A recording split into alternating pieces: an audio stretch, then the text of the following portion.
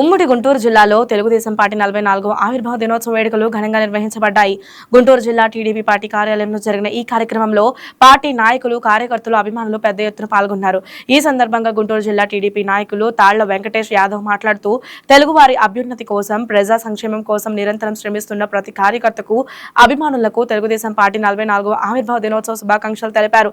Party స్థాపన నుంచి ప్రజాసేవే లక్ష్యంగా ముందుకు సాగుతుందని, భవిష్యత్తులో కూడా ప్రజల ఆశయాలకు అనుగుణంగా టీడీపీ తన పోరాటాన్ని కొనసాగిస్తుందని ఆయన పేర్కొన్నారు. ఈ వేడుకల్లో పార్టీ శ్రేణులు కొత్త ఉత్సాహాన్ని నింపాయి. అయితే ఒకే ఒక్క విషయాన్ని మీకు తెలియజేస్తా ఉన్నాను.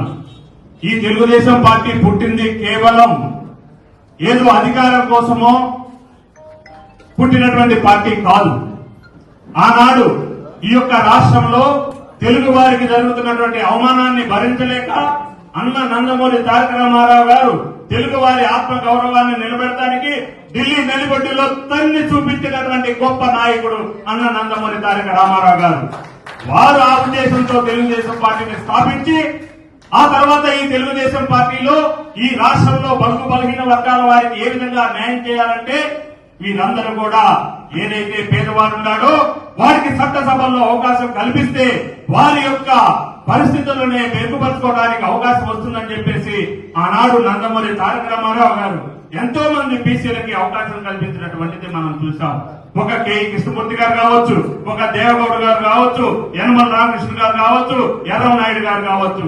ఆ తరం వెళ్లిపోయిన తర్వాత అదే దానిని పుణికిపుచ్చుకున్నటువంటి మన విజనరీ నాయకుడు నారా చంద్రబాబు నాయుడు గారు కూడా ఈ రోజు మనం చూస్తున్నాం. సాక్షాత్తు ఒక బీసీ నాయకుడు పల్లా శ్రీనివాసరావు గారిని తెలుగుదేశం పార్టీ అధ్యక్షుడిగా నియమించింది మనందరం కూడా గర్వించాల్సినటువంటి విషయంలో మీకు తెలియజేస్తా ఉన్నాను. మరి అదేవిధంగా తెలుగు యువత జిల్లా అధ్యక్షుడిగా చేసినటువంటి ఒక కుర్రవాడిని ఇవాళ రాష్ట్ర మంత్రిగా కొల్లు రవీంద్ర గారిని మనం చూస్తా ఉన్నాం.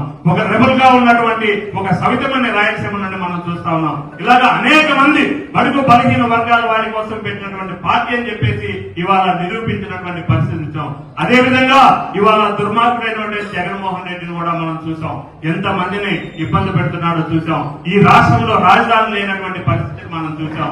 మరే ఈ రోజు అందరూ పెద్దలు చెప్పినట్టుగా ఈ యొక్క రాజధాని ఏదైతే ఉందో భారతదేశంలోనే గర్వించదగే విధంగా ఉండాలని చెప్పేసి ఈ యొక్క రాజధానిని కట్టిస్తున్నటువంటి నారా చంద్రబాబు నాయుడు గారికి ప్రత్యేకంగా అభినందనలు తెలియజేస్తూ దానికి సహకరించినటువంటి ముఖ్యంగా రాజధాని రైతులకి వారికి పాదాభివందనాలు తెలియజేస్తూ ఈ యొక్క సందర్భంలో వారికి మనందరి తరఫున ధన్యవాదాలు తెలియజేస్తూ జోహార్ అన్న ఎన్టీఆర్.